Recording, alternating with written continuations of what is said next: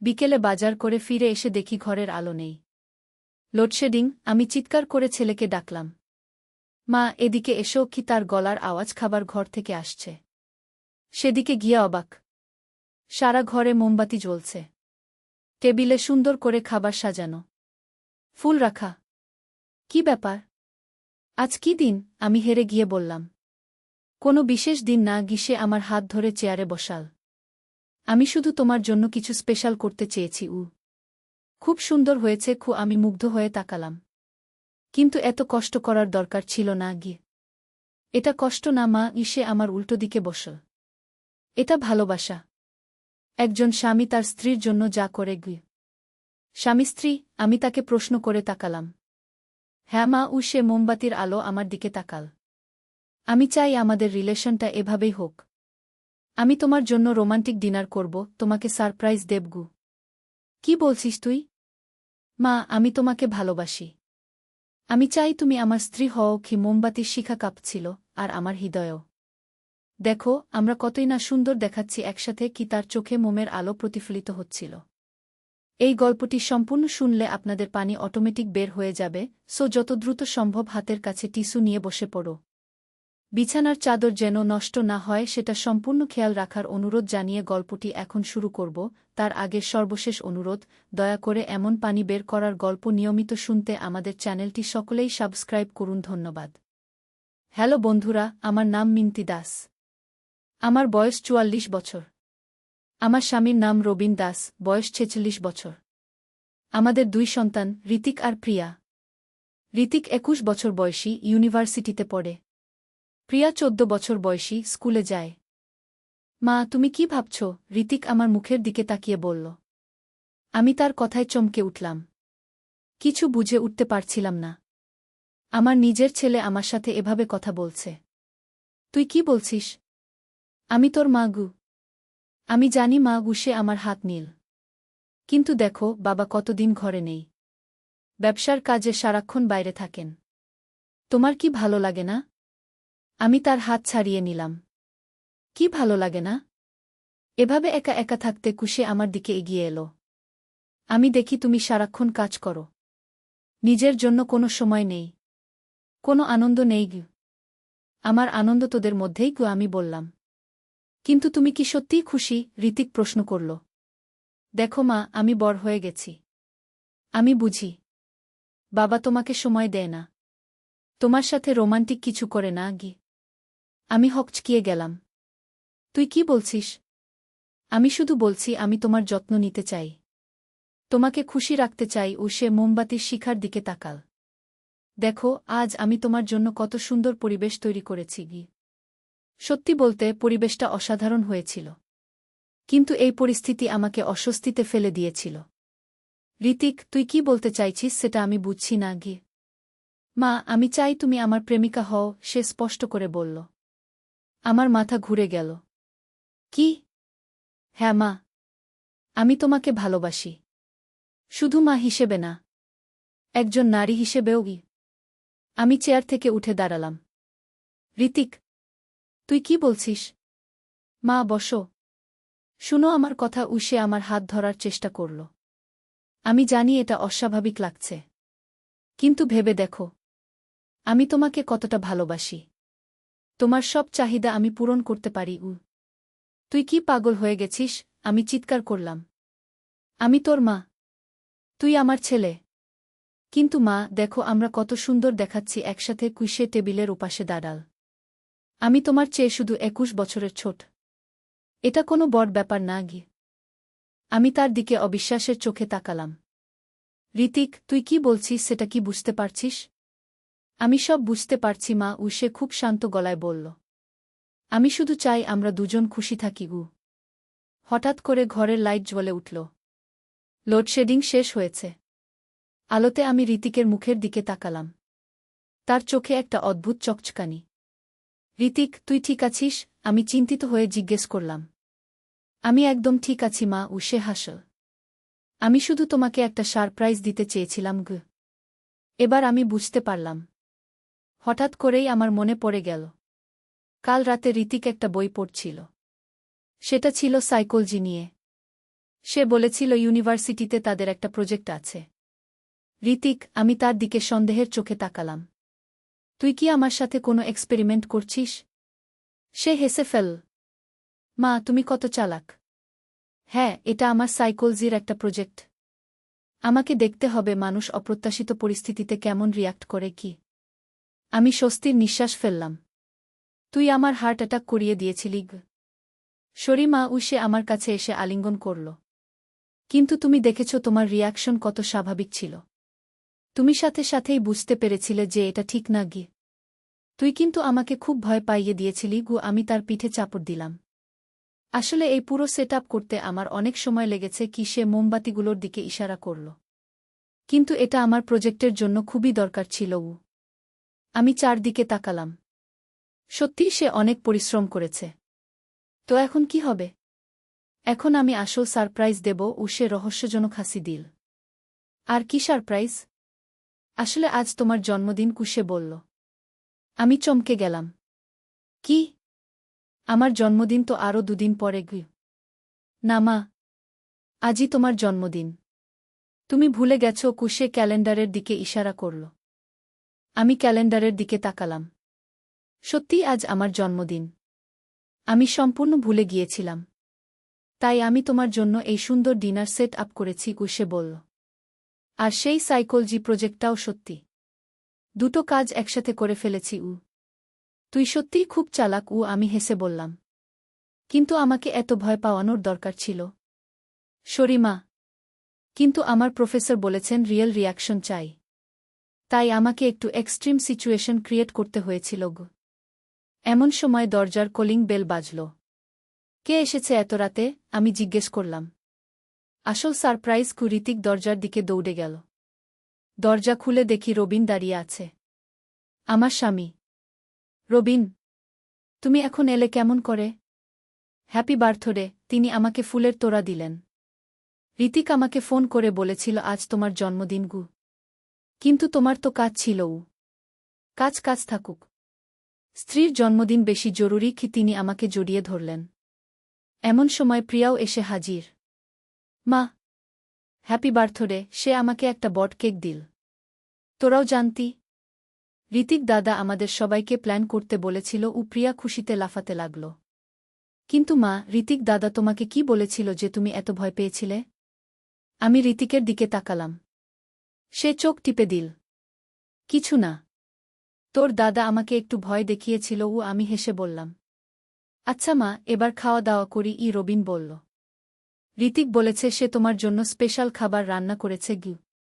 আমরা সবাই টেবিলের চারপাশে বসলাম। মোমবাতিগুলো এখনো জ্বলছিল।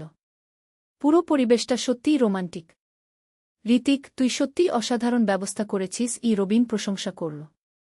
ধন্যবাদ বাবা। আমি চেয়েছিলাম মা যেন খুশি হয়। খাবার টেবিলে আমাদের পারিবারিক আড্ডা চলতে লাগল।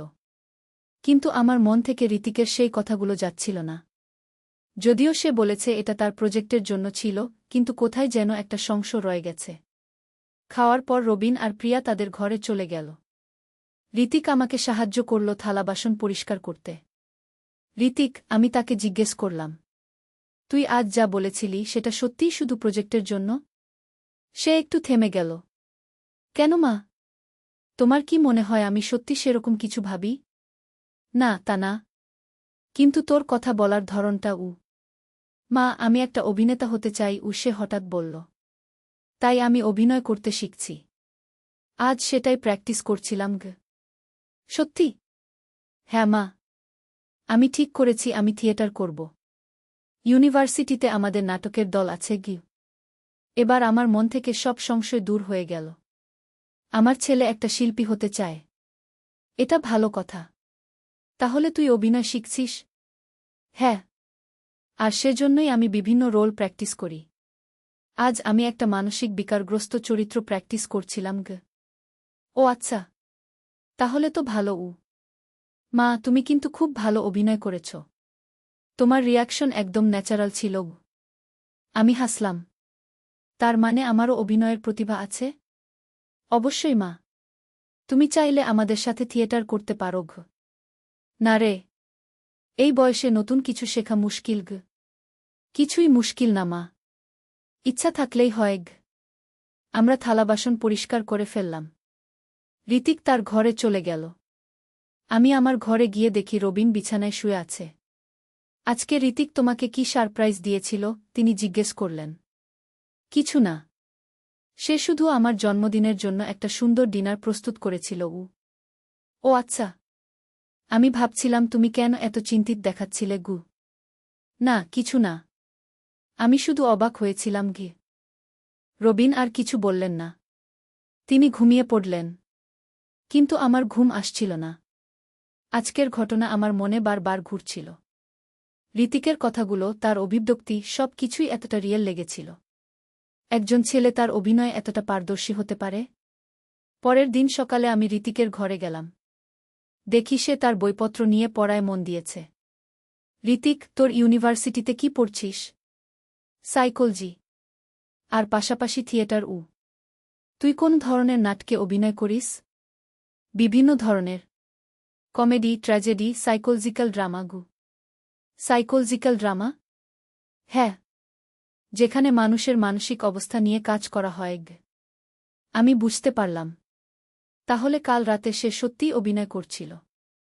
মা, তুমি কি আমার একটা অভিনয় দেখবে? সে হঠাৎ বলল। কোন অভিনয়?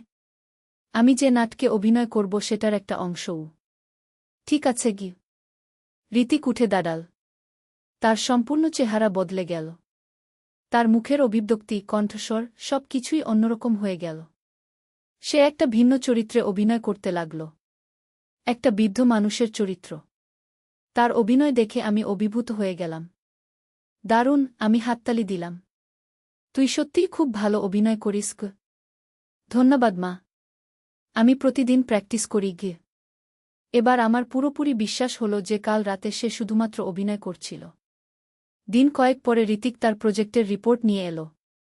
মা, দেখো আমার প্রজেক্ট কেমন হয়েছে। আমি রিপোর্টটা পড়লাম। সেখানে আমার সেদিনের রিয়াকশনের বিশ্লেষণ ছিল। কিভাবে একজন মা অপ্রত্যাশিত পরিস্থিতিতে প্রতিক্রিয়া দেখায়, তার একটা সম্পূর্ণ গবেষণা। ঋতিক, তুই আমার নাম লিখেছিস? না মা। আমি কোনো নাম লিখিনি। শুধু মধ্যবয়সী মহিলা লিখেছি। তাহলে ঠিক আছে মা, আমার প্রফেসর এই প্রজেক্ট দেখে খুব খুশি হয়েছেন। উনি বলেছেন এটা খুবই রিয়েল অ্যানালাইসিস। আমি গর্বিত হলাম। আমার ছেলে তার পড়াশোনায় ভালো করছে। কিছুদিন পরে ঋতিকদের ইউনিভার্সিটিতে একটা নাটক হবে। সে আমাদের সবাইকে নিমন্ত্রণ করল। কি নাটক? আমি জিজ্ঞেস করলাম। মনের মানুষ নামে একটা সাইকোলজিক্যাল ড্রামা। তুই কি চরিত্র করবি? একটা জটিল চরিত্র। একজন যুবক যে মানসিকভাবে অস্থির। আমার মনে আবার সেই রাতের কথা মনে পড়ে গেল। তাহলে তো তুই সেই চরিত্রেরই প্র্যাকটিস করেছিলি সেদিন। হ্যাঁ মা। আমি বিভিন্ন সিচুয়েশনে সেই চরিত্রটা প্র্যাকটিস করি। নাটকের দিন আমরা সবাই ইউনিভার্সিটির অডিটোরিয়ামে গেলাম। ঋতিকের অভিনয় দেখে আমরা সবাই মুগ্ধ হয়ে গেলাম। সে সত্যিই একজন দক্ষ অভিনেতা। নাটক শেষে ঋতিক আমাদের কাছে এলো। কেমন লাগল? অসাধারণ, রবিন বলল। তুই সত্যিই খুব ভালো অভিনয় করেছিস। তোর অভিনয় দেখে আমার গা শিউরে উঠেছে, প্রিয়া বলল। আমি কিছু বললাম না। কিন্তু ভিতরে ভিতরে ভাবছিলাম ঋতিক সত্যিই কত ভালো অভিনয় করতে পারে। ঘরে ফিরে আসার পর রবিন বললেন, ঋতিক যদি অভিনয় নিয়ে ক্যারিয়ার করে, আমার কোনো আপত্তি নেই। আমারও নেই। আমি বললাম। কিন্তু রাতে শুয়ে শুয়ে আমার মনে একটা প্রশ্ন ঘুরছিল। ঋতিক কি সত্যিই শুধু অভিনয় করছিল সেদিন?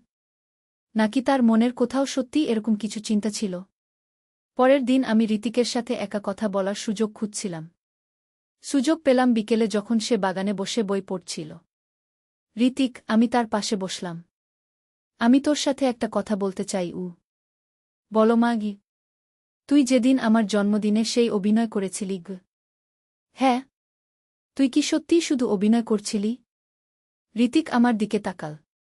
মা, তুমি কেন এই প্রশ্ন করছ? কারণ তোর অভিনয়টা খুবই রিয়েল ছিল। মনে হচ্ছিল তুই সত্যিই সেরকম ভাবছ। ঋতিক একটু চুপ করে রইল। তারপর বলল, মা, একটা ভালো অভিনেতা হতে হলে চরিত্রটাকে নিজের মধ্যে বিশ্বাস করতে হয়। সেটাই আমি করেছিলাম। তার মানে? তার মানে আমি সেই মুহূর্তে নিজেকে সত্যিই সেই চরিত্র ভেবেছিলাম। তাই অভিনয়টা এত রিয়েল লেগেছে গি। আমি স্বস্তি পেলাম। তাহলে তুই কখনোই সত্যিকারের সেরকম কিছু ভাবনি? অবশ্যই না মা, গুসে হেসে বলল। তুমি আমার মা। আমি তোমাকে শ্রদ্ধা করি, ভালোবাসি। কিন্তু সেটা একজন ছেলের তার মায়ের প্রতি ভালোবাসা গু। আমার মন থেকে সব সংশয় দূর হয়ে গেল। মা, তুমি কি আমাকে বিশ্বাস করো না? সে জিজ্ঞেস করল। করি। কিন্তু তোর অভিনয় এত ভালো যে আমি কনফিউজড হয়ে গিয়েছিলাম গু। এটাই তো একটা ভালো অভিনেতার লক্ষণ, সে গর্বিত হয়ে বলল। সেদিন থেকে আমার মনে আর কোনো সন্দেহ রইল না। ঋতিক একটা প্রতিভাবান অভিনেতা। তার ভবিষ্যৎ উজ্জ্বল। কিছুদিন পরে ঋতিক একটা বড় থিয়েটার গ্রুপে যোগ দিল। তারা শহরের বিভিন্ন জায়গায় নাটক মঞ্চস্থ করে। একদিন সে বলল, মা, আমি একটা ফিল্মের অডিশনে গেছি গু। সত্যি?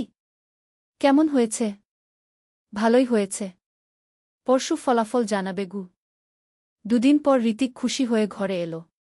মা, আমি সিলেক্ট হয়েছি। সত্যি? কোন ফিল্মে? একটা ইন্ডিপেন্ডেন্ট ফিল্মে। ছোট একটা রোল। কিন্তু শুরু তো। আমরা সবাই খুশি হলাম। ঋতিকের স্বপ্ন পূরণ হচ্ছে। ফিল্মের শুটিং চলাকালীন ঋতিক প্রায় ঘরে এসে আমাদের গল্প বলত। কেমন করে সিনেমায় কাজ হয়, কেমন করে অভিনেতারা তাদের চরিত্রে ঢুকে যায়। মা, তুমি জানো আমাদের ডিরেক্টর কি বলেছেন? একদিন সে বলল। কি বলেছেন? উনি বলেছেন আমার মধ্যে ন্যাচারাল অ্যাক্টিং আছে। আমি সহজেই যে কোনো চরিত্রে ঢুকে যেতে পারি গু। সেটা তো ভালো কথা গু। হ্যাঁ। উনি আমাকে পরবর্তী প্রজেক্টের জন্য অফার দিয়েছেন গু। ঋতিকের ক্যারিয়ার এগিয়ে চল। সে একের পর একে বিভিন্ন সিনেমায় কাজ পেতে লাগল। একদিন সে বলল, মা, আমি কলকাতায় যাব। সেখানে একটা বড় ফিল্মের অফার পেয়েছি গু।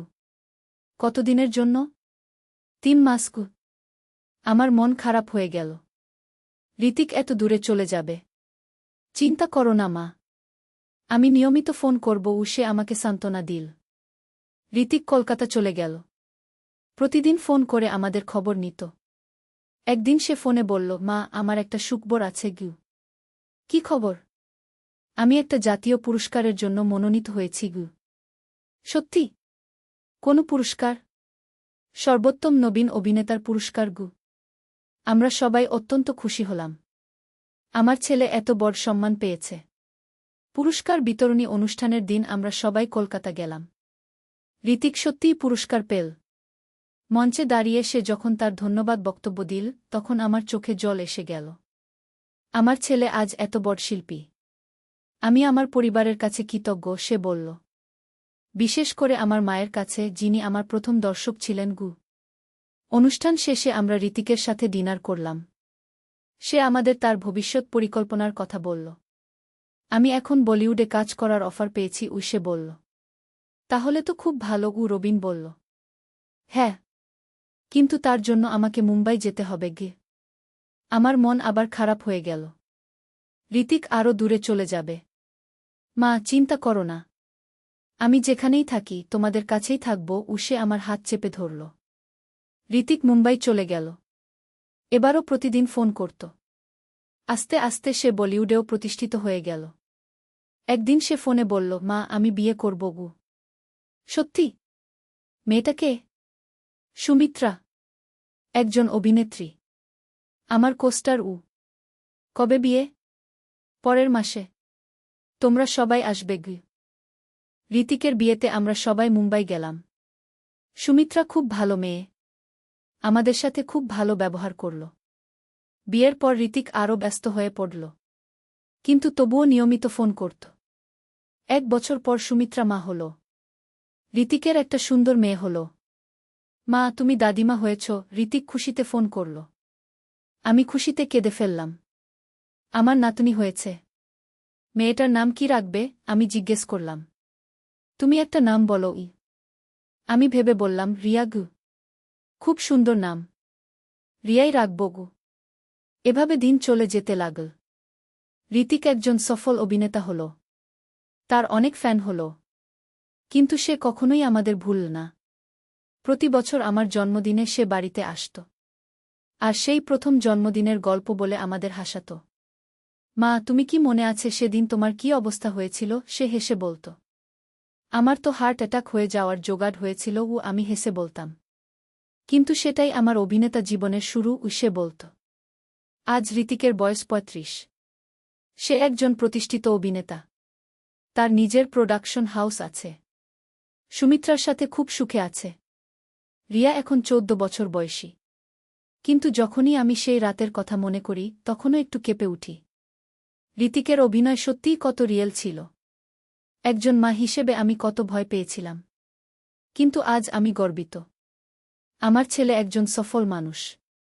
সে তার স্বপ্ন পূরণ করেছে। আর আমি একজন সুখী মা।